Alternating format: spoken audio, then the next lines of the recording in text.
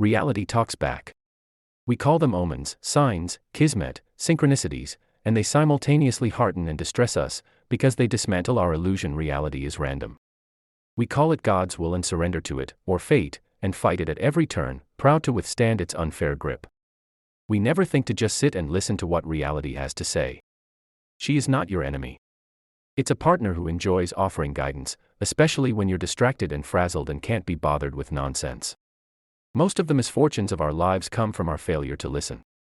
We like to think life whispers softly, and sure, sometimes that is the case, but it could blare at you through a megaphone and you still wouldn't hear it because it's not something that belongs in your frame of reference.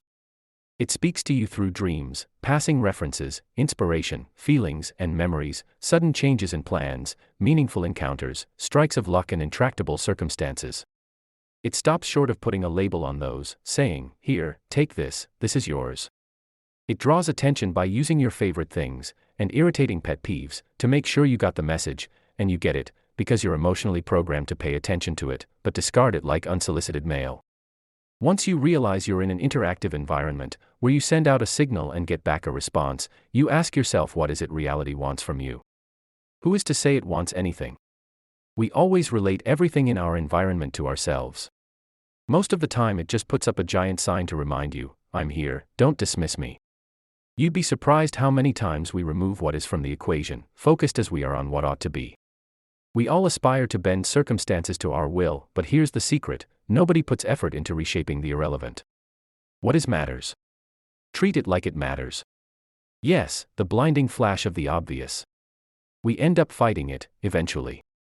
It's human nature to take luck for granted and find misfortune unfair, but what life keeps patiently telling us is some goals and expectations are like fancy ill-fitting garments. They cost you a fortune and just make you look bad, and you have permission not to wear them.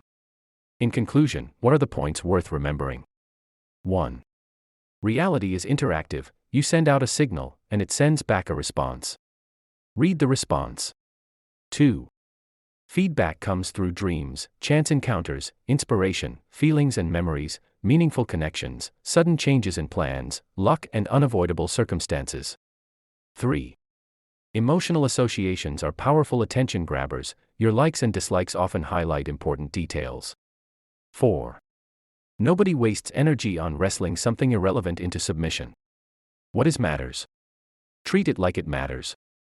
5. Some goals and expectations waste your energy and don't fit you, and you have permission not to pursue them.